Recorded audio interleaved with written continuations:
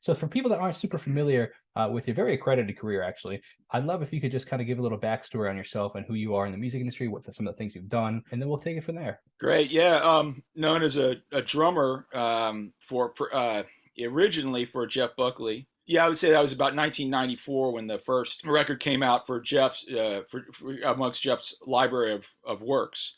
So that would be Grace, and then the subsequent tours for Grace and the various EPs that were released in that time. I played with a band called over the years with other drummers as well, but a band called Elysian Fields, which is an excellent band that is kind of, I think, roughly termed rock noir.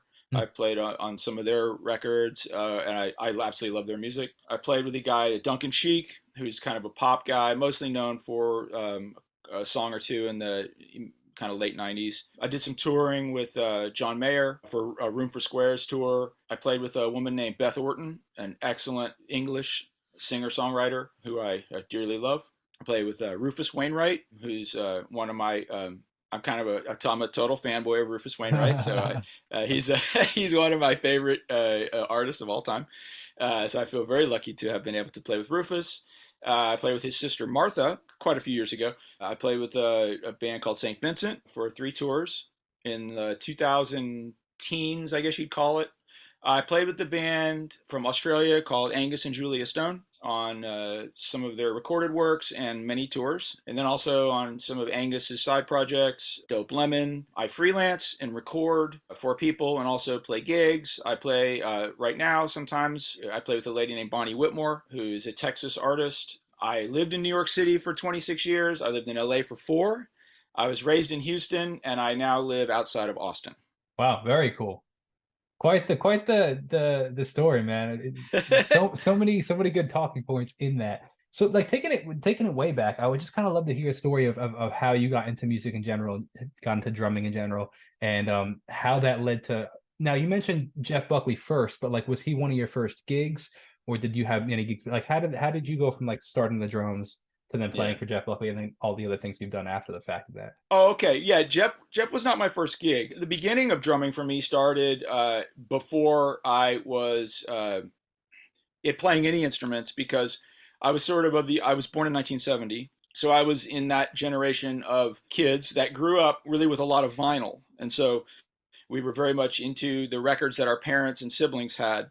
I remember hearing, maybe little bits of interviews with Dave Grohl talking about air drumming and air guitar playing. So it was sort of a blind world in the sense of there were no much of any video culture. Mm. So it was vinyl and it was air guitar and then hitting drums that were really pillows to records. So that was I developed a deep attachment and obsession with music as a well before I was a teenager via my parents and my brother's records. And then when I was 10, I was introduced properly to the drums, and I studied with an amazing, amazing jazz drummer named Bob McKee in Parma, Ohio. And my dad was a piano player, but not professionally. And my brother was a guitar player, but not professionally. And my grandma was a singer, but only in church. So I had musicians in the family and people who love music. So I started playing semi-professionally in high school, basically.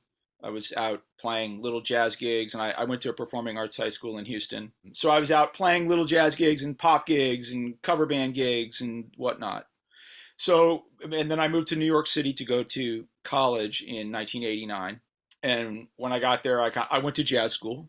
So I was meeting other kids, and then we started playing in little funk bands and rock bands and jazz bands, and we were playing around town. So I was sort of playing for singer-songwriters and doing different kinds of gigs in New York City for about 4 years before I met Jeff. So I was able to kind of, get hired, maybe get fired, do some things right, do some things wrong, kind of fall in love musically, get hurt, learn things, develop lifelong relationships, Hmm. musically speaking, in New York City before, I sort of met Jeff and then had a more an experience, and that was more of a career defining kind of and a higher stakes kind of Hmm. level of exposure and experience. Very interesting.